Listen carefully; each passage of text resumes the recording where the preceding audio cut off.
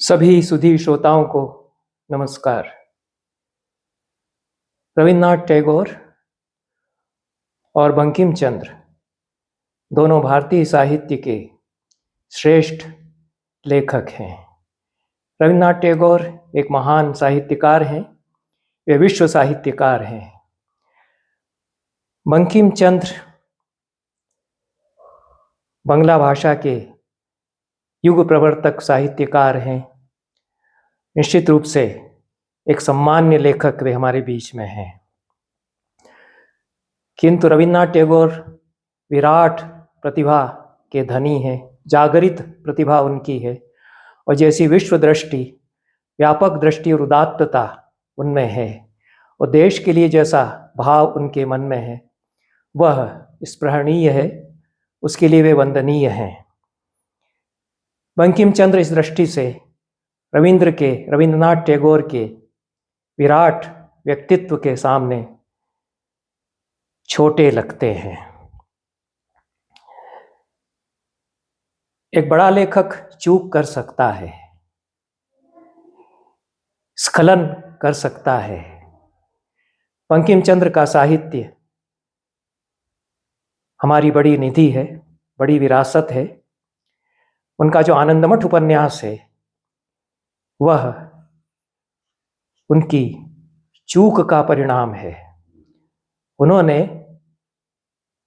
एक पूरे देश की जो भावना और पूरे देश का जो संघर्ष था ईस्ट इंडिया कंपनी के खिलाफ, उसको उन्होंने रिड्यूस कर दिया है। उन्होंने सिकोड़ करके और दुर्व्याख्या उसकी करते हुए मुगल बादशाह के खिलाफ सन्यासियों के विद्रोह के रूप में उसको चित्रित उन्होंने कर दिया है। बंगाल में 3 बड़े अकाल पड़े। 1776-77 में भीषण अकाल पड़ा। उस समय सारा बंदोबस्त ईस्ट इंडिया कंपनी अपने हाथ में ले चुकी थी, प्रशासन भी, मालगुजारी भी और किसानों का भयंकर शोषण और लूटमार, तबाही जो ईस्ट इंडिया कंपनी ने मचाई, उसके साथ अनावृष्टि के कारण जो भीषण अकाल पड़ा, उसमें जो विद्रोह फूटा वह ईस्ट इंडिया कंपनी के खिलाफ मूलतः था। सन्यासी उसमें थे आगे, उसके साथ मुल्ला और मौलवी भी थे, कई वर्गों के लोग उसमें थे और सारे देश की जनभावना थी उसके साथ। उस संघर्ष को उन्होंने सीमित करते हुए, चूंकि वे ईस्ट इंडिया कंपनी के मुलाजिम थे, वे उसकी नौकरी में थे, अंग्रेजों के खिलाफ वे अपना उपन्यास नहीं निरूपित करना चाहते थे। उसका रुख उन्होंने मोड़ दिया, इतिहास की दुर्व्याख्या की। एक ऐतिहासिक उपन्यासकार का दायित्व होता है कि वह इतिहास की गलत व्याख्या न करे। यदि अतीत का कोई उपन्यास है, कुछ पुरा कथा है, उसमें कोई कल्पना करता है तो वह विचारणीय हो सकती है, लेकिन जो हमारे समकाल से जुड़ा हुआ है, हमारे देश के निकट आसन्न अतीत से जुड़ा हुआ है, इमीडिएट पास्ट से जुड़ा हुआ है और हमारे देश के वर्तमान और भवितव्य से जुड़ा हुआ प्रसंग है, उसको गलत परिप्रेक्ष्य में प्रस्तुत करना केवल अपनी इस विवशता के कारण कि वो सरकारी नौकर हैं। वंदे मातरम उन्होंने 2 छंदों का बहुत पहले लिखा था। बंकिम चंद्र राष्ट्रभक्त हैं, देश के लिए समर्पित भी हैं। उस भावना से, उदात्त और भव्य भावना के साथ उन्होंने सुजलाम सफलाम शस्य श्यामलाम इत्यादि 2 छंद उसके लिखे। उसको उन्होंने फिर विनियोजित किया बाद में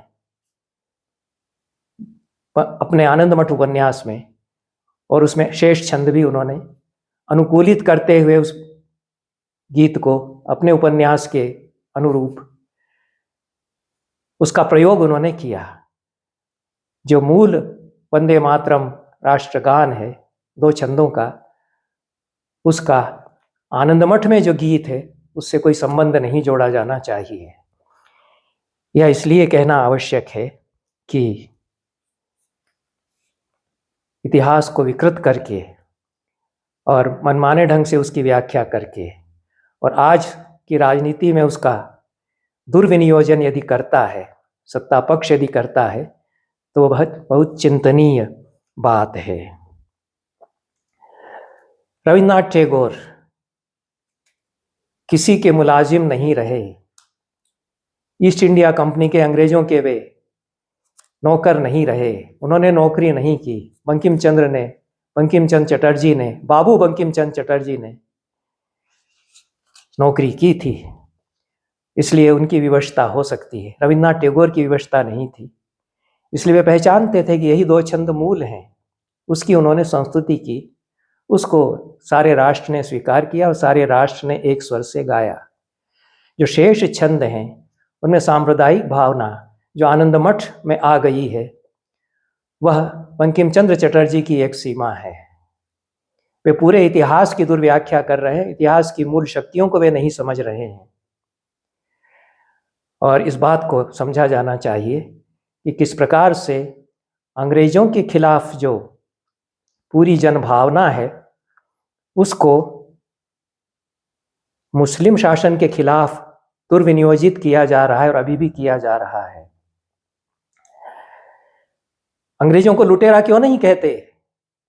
अंग्रेजों ने हमें लूटा खसोटा है, वो बनिए बक्काल थे। उन्होंने जो कुछ किया उसको हम क्यों दुर्विनियोजित करते हैं उसके पहले के शासकों पर, जिन्होंने इस देश की धरती को अपनी धरती मान करके शासन किया है?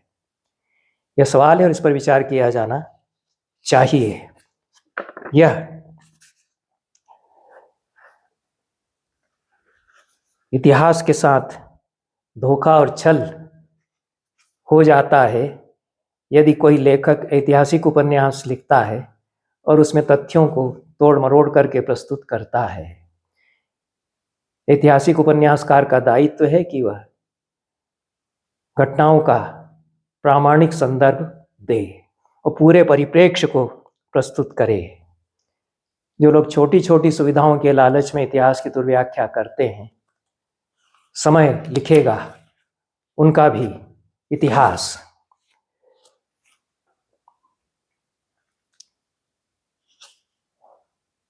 तीन अकाल जो बंगाल में पड़े, तीनों के लिए अंग्रेज शासन जिम्मेदार था। उनकी दुर्व्यवस्था, उनकी लूटमार जिम्मेदार थी, उसके लिए कोई मुगल शासक जिम्मेदार नहीं था। उन्होंने जो लूट खसोट आरंभ की और बेईमानी से हथियाया शासन मुगलों से, सिराजुद्दौला हटा दिए गए थे। बंगाल में कोई मुस्लिम शासक नहीं था उस समय। जब ये तीनों अकाल पड़े तो सारा दायित्व अंग्रेजों का था। यह कहने में हमें क्या संकोच है? बंकिम चंद्र को तो संकोच हो सकता था क्योंकि वे नौकरी पर थे, पर अब हमें कहने में क्या संकोच है कि बंकिम चंद्र ने उस पूरी ऐतिहासिक परिप्रेक्ष्य को संकुचित कर दिया है और जो ईस्ट इंडिया कंपनी के खिलाफ सारे राष्ट्र की भावना थी, जो कि बाद में आगे चल कर के स्वतंत्रता संग्राम की बलवती वेगवती धारा में परिणत होने वाली थी, उसको उन्होंने इतिहास के साथ अन्याय करते हुए एक सांप्रदायिक रंग दे दिया। बंकिम चंद्र स्वयं जानते थे कि वे ऐसा कर रहे हैं, इसलिए उन्होंने स्पष्टीकरण में कहा भी कि ऐतिहासिक उपन्यास में सारे तथ्य नहीं हुआ करते, कल्पना भी हुआ करती है। ऐसी बात उन्होंने कुछ वहां पर कही भी। इसलिए यह जो अकाल पड़ा 1777-78 का जो अकाल था, उसमें 1 करोड़ लोगों को जान गंवाना पड़ी भूख से, और कई किसान उसमें समाप्त हुए, उनका जीवन समाप्त हुआ। आगे जब बारिश हुई तो किसान खेती करने के लिए नहीं थे। यह रिकॉर्ड में है और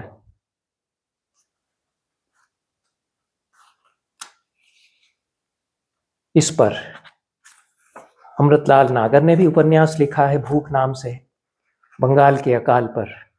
और भी लोगों ने लिखा है उसके पूरे ऐतिहासिक परिप्रेक्ष्य को स्पष्ट करते हुए। तब आज जो राजनीति उसके नाम पर की जा रही है, मूल छंद जो 2 बंकिम चंद्र के सारे देश ने स्वीकार किए, संविधान सभा ने स्वीकार किए, उनके बारे में बिना मतलब के सवाल उठाया जा रहा है और उसको लेकर के एक ओछी राजनीति की जा रही है, तात्कालिक फायदे के लिए उसका विरोध किया जाना चाहिए। बहुत बहुत धन्यवाद। नमस्कार।